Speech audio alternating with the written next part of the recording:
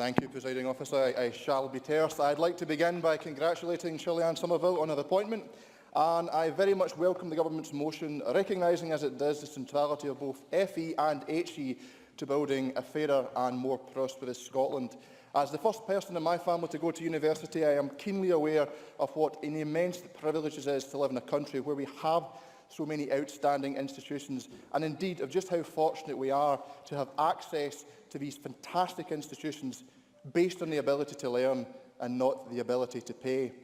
The commitment to implement the recommendations of the Waging and Access Commission and to review support for both FE and HE students demonstrates that making sure Scottish education is world-class for all our young people is the central mission of this SNP government. Presiding Officer, there have been many contributions in this debate recognising the role of our colleges and universities in driving our economy forward.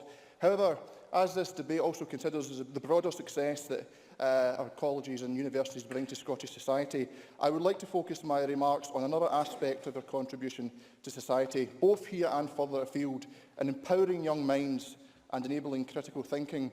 But before I do, I would like to share my pleasant surprise with the Chamber that the amendment in the name of Liz Smith makes no explicit mention of reintroducing tuition fees. Indeed, this is now the third Conservative amendment brought before us in recent weeks that offers a rather different policy position to that set out during the elections.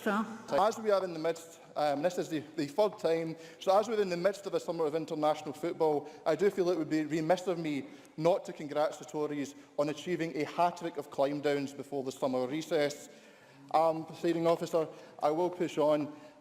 Today, obviously, we are considering the work carried out by our colleges and universities, and as implicit in the Government's motion, recognising the vital role of education in equipping our young people with the skills to find employment, start a business and contribute towards our economic future. However, I think it's important to recognise that the contribution made by our colleges and universities also goes beyond the training of a highly skilled workforce. It is now 200 years since Thomas Jefferson wrote that if a nation expects to be ignorant and free in a state of civilization, it expects what never was and never will be. Over the past few days, in considering what my contribution to this debate would be, Jefferson's words have come to my mind again and again. And I must confess, these words for me have taken on the tone of a warning to heed, as it seems we approach troubled times. It is now over 2 decades since Fukuyama declared the end of history. Since then, it has become increasingly clear that our confidence in the triumph of liberal democracy across the Western world was as misplaced as Hegel's belief in the durability of a Prussian monarchy. In some parts of this island, this continent and beyond, there is the rising tide of intolerance, fear and mutual suspicion, evinced in the rise to prominence of populists, demagogues and politician plutocrats who draw strength from ignorance and traffic in misinformation. The fruits of antiquity and the Enlightenment, empiricism, logic, scientific method should be the common currency of all public discourse. But, as the late Carl Sagan once noted, too often the products of science have been accepted, but not the method. To know what to think, but not how to think, is to have surrendered that which makes us human. Orwell was correct to observe that the greatest threat to liberty is, as he put it, not the gramophone record, but the gramophone mind. Just as our economy depends on colleges and universities for a skilled and talented workforce, so our democracy depends on all of our educators and all of our educational institutions being robust defenders of free inquiry, articulate scepticism and liberty of expression.